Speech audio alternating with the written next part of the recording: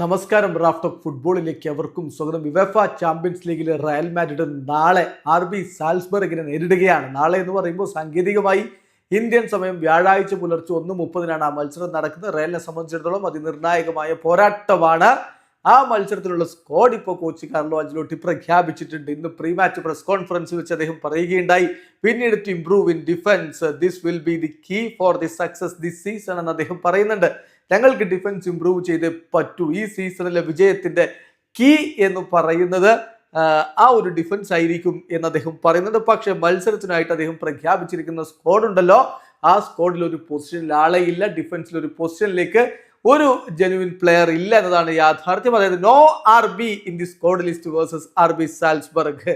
ഇപ്പോ മാഡ്രിഡിൽ നിന്നുള്ള മാധ്യമങ്ങൾ നൽകുന്ന വിവരപ്രകാരം ഒരു പക്ഷേ വാൽവർദയെ RB ആയിട്ട് കളിപ്പിച്ചേക്കാം എന്നുള്ളതാണ്. അത് പിന്നെ ആഞ്ചലോട്ടി ആയതുകൊണ്ട് എന്ത് തീരുമാനം എങ്ങനെ എടുക്കുമെന്നുള്ളതൊന്നും പറയാൻ പറ്റില്ല. ഇപ്പൊ കഴിഞ്ഞ സീസണിൽ ഒരു പ്രോപ്പർ സ്ട്രൈക്കർ ഇല്ലാതെ കിരീടം ചൂടിയിട്ടുള്ള വ്യക്തിയാണ് അദ്ദേഹം. അതുകൊണ്ട് ഡിഫൻസിൽ ഇപ്പൊ എങ്ങനെയൊക്കെ പരീക്ഷണങ്ങൾ നടത്തിയാലും കാര്യങ്ങൾ കൊണ്ടുപോവുക, മികച്ച രൂപത്തിലാക്കുക എന്നുള്ളത് അദ്ദേഹത്തിന് ഒരു ത്രില്ലുള്ള കാര്യമാണ്. അത് തന്നെ സംഭവിക്കുമോ? കാത്തിരുന്ന് കാണാം. എന്തായാലും റയലിന്റെ ഈ മത്സരത്തിലുള്ള സ്ക്വാഡ് നോക്കാം. ഗോൾ കീപ്പർമാരായിട്ട് സ്ക്വാഡിലുള്ളത് കോർട്ടുവാ, ലൂനിൻ, ഫ്രാൻ ഗോൺസാലസ് എന്നിവരാണ്.